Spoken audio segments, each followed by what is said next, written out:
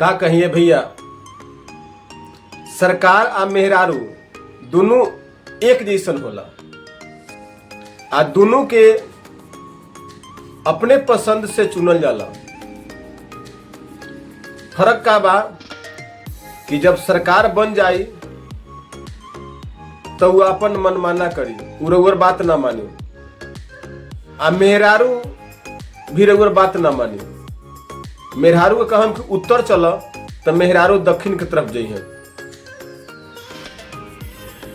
मजा तब आवेला जब 5 साल में सरकार बदल जाला, लेकिन रउआ मेहरारू के कैसे बदलम? मेहरारू रउआ करेजा पर बैठ के अपन मनमना करी। ऐसे कहल गइल बा कि वोट दीही चुन के आ मेहरारू बनाई खूब सोच समझ के।